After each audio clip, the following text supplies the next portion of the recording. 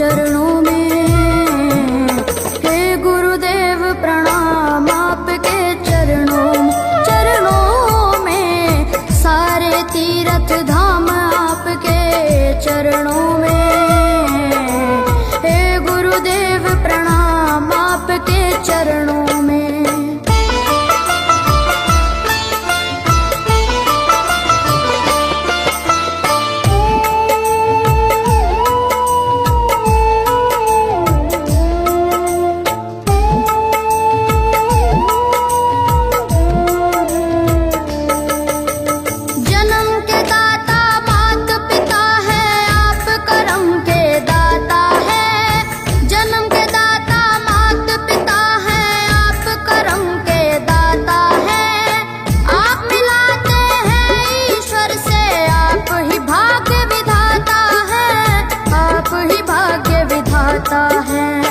दुखिया मन को रोगी तन को,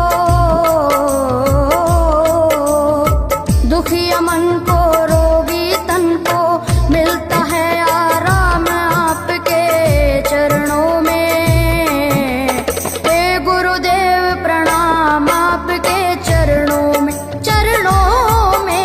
सारे तीर्थ धाम आपके चरणों में। गुरुदेव प्रणाम आपके चरणों में।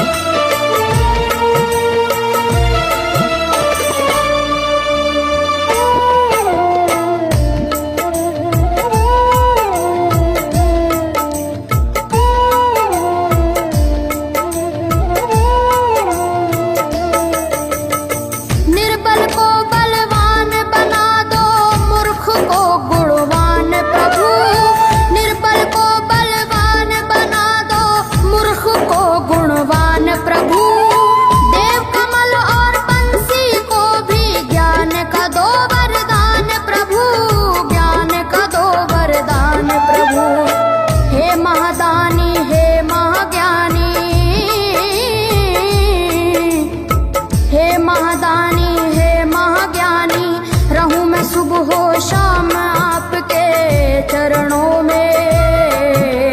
हे गुरुदेव प्रणाम आपके चरणों में, सारे तीर्थ धाम आपके चरणों में। हे गुरुदेव प्रणाम आपके चरणों में। करता करे न कर सके पर गुरु करे सब होए, सातों दीपानो खंड में गुरु से बड़ा न कोई, गुरु से बड़ा न कोई, प्यारे गुरु से बड़ा न कोई। मैं तो सात समुद्र की मसीह करूं, लेखन सब बन गए राय, सब धरती कागज करूं पर गुरु गुण लिखा न जाए, प्यारे गुरु गुण लिखा न जाए। सारे तीर्थ धाम आपके चरणों में। हे गुरुदेव प्रणाम आपके चरणों में, सारे तीर्थ धाम आपके चरणों में। प्रणाम आपके चरणों में। मेरे बाबा है, मेरे बाबा, मेरे बाबा, मेरे बाबा, मेरे बाबा।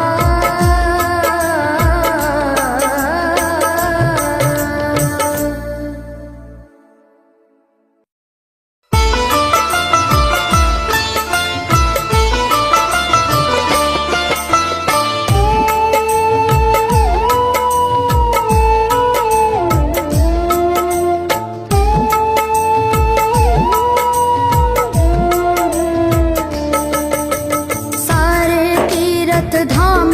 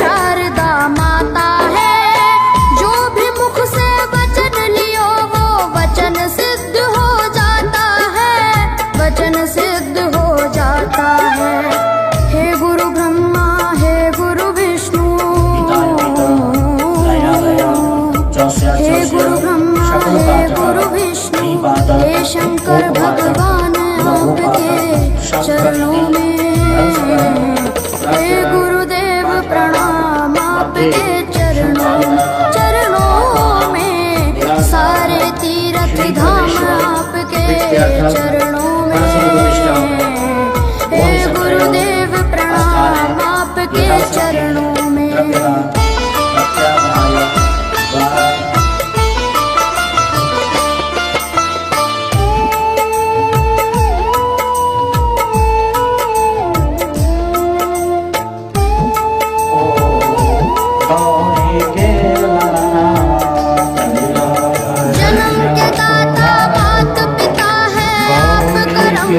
दाता है जन्म के दाता, मात पिता है आप करम के दाता है, आप मिलाते हैं ईश्वर से, आप ही भाग्य विधाता है, आप ही भाग्य विधाता है। दुखिया मन को रोगी तन को, दुखिया मन को रोगी तन को मिलता है आपके चरणों में, हे गुरुदेव प्रणाम आपके चरणों में, सारे तीर्थ धाम आपके चरणों में, हे गुरुदेव प्रणाम आपके चरणों में।